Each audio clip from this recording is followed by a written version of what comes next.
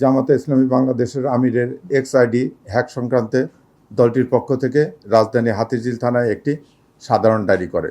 ডায়েরিটা সাইবার সংক্রান্ত হয়, এটি ডিবির ওপর তদন্তের জন্য ন্যস্ত করা হয়। এই পরিপ্রেক্ষিতে রাজধানীর মতিঝিল এলাকা থেকে মোহাম্মদ সারোয়ার আলম নামে এক ব্যক্তিকে জিজ্ঞাসাবাদের জন্য ডিবি কার্যালয়ে আনা হয়। এই ঘটনায় ইতিমধ্যে হাতিরঝিল থানায় একটি নিয়মিত মামলা রুজু করা হয়েছে। নিবিড় তদন্তের জন্য মামলাটির তদন্তভার ঢাকা মহানগর গোয়েন্দা পুলিশের উপর ন্যস্ত করা হয়েছে।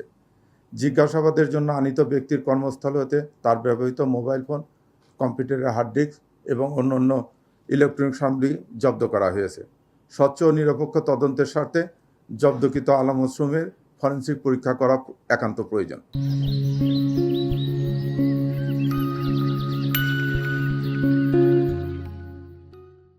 বিশেষজ্ঞের মতামত প্রাপ্তির সাপেক্ষে তদন্ত কার্যক্রম অব্যাহত থাকবে। ঢাকা মহানগর গোয়েন্দা পুলিশ বর্তমানে বিষয়টি পেশাদারিত্বের সাথে এবং গুরুত্ব সহকারে তদন্ত করছে। এ বিষয়ে সামাজিক যোগাযোগ মাধ্যমে অহেতুক বিভ্রান্তি না ছড়ানোর জন্য এবং সুষ্ঠু ও নিরপেক্ষ তদন্তের স্বার্থে পুলিশকে সহযোগিতা করার জন্য আমি সকলকে বিনীত অনুরোধ জানাচ্ছি। জি কালকে মধ্যরাত্রে।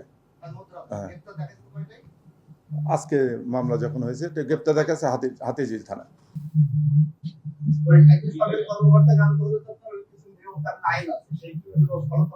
জি, তার কর্তৃপক্ষ থেকে রাষ্ট্রপতির থেকে সচিবালয় থেকে তার জন্য হাতিরঝিল থানাকে পারমিশন নিয়ে আসা হয়েছে।